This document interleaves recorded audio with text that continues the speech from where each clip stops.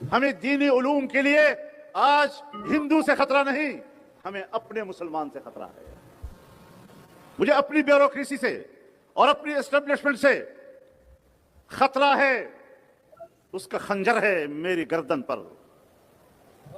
जिस मुहाफिज ने मेरे दुश्मन से रहमान ने राउंड टेबल चर्चा के दौरान कहा, अगर आप कहते हैं कि हमने अफगानिस्तान में अपने दुश्मन पर हमला किया और उसे जायज ठहराते हैं, तो भारत भी कहेगा कि हमने बहावलपुर और मुरीदके में उन लोगों पर हमला किया जो कश्मीर में आतंक फैला रहे हैं।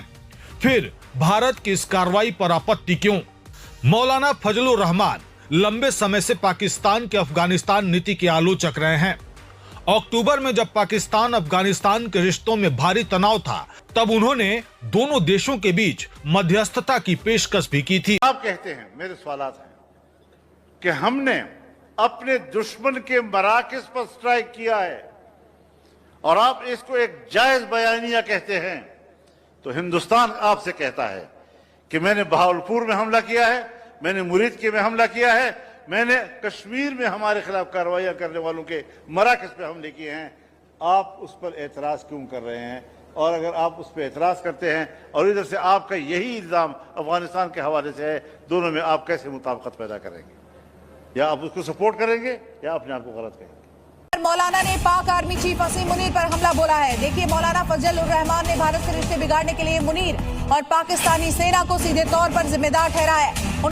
मुनीर की नीतियों की वजह से भारत और अफगानिस्तान के साथ हमारे रिश्ते बिगड़े हैं। पाकिस्तान की जमीयत उलेमा इस्लाम पार्टी के नेता है मौलाना फजलुर रहमान और उनकी ओर से ये बड़ा बयान है। ठीक है जी, लेकिन फौज जो है वो, अगर मौलाना फजलुर रहमान को पावर से बाहर हैं, तो मौलाना फजलुर रहमान कहते हैं कि पहले तुमने इमरान खान को इतनी स्पेस दी और अब तुम जो है वो और दे रहे हो।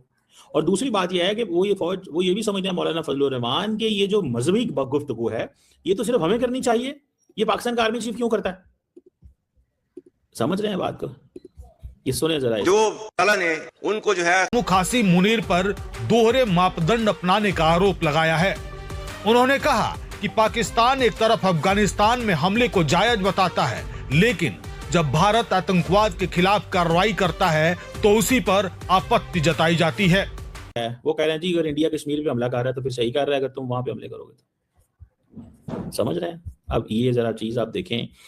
अब ये उलमा क्यों कह रहे हैं? वो इसलिए कह रहे हैं कि अगर ये उलमा हुकूमत पाकिस्तान के साथ मिलते हैं और अफगान तालिबान को क्रिटिसाइज करते हैं, तो टीटीपी इन उलमा के ऊपर हमले करते हैं।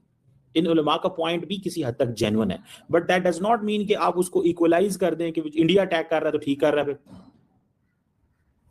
जो टीटीपी एक टेररिस्ट ऑर्गेनाइजेशन है और माजी में इन उलमा जो है इन्होंने अपनी जानें भी दी हैं। ये नहीं है कि मैं कहूंगा कि इन्होंने जानें नहीं दी, इन्होंने हुकूमत पाकिस्तान की और पाकिस्तान की स्टेट और सिस्टम की सपोर्ट करते हुए जानें भी दी हैं। कराची के लयारी इलाके से जमीयत उलेमा इस्लाम के प्रमुख मौलाना फजलुर रहमान ने पाकिस्तान की सरकार और सेना पर तीखा हमला बोला है।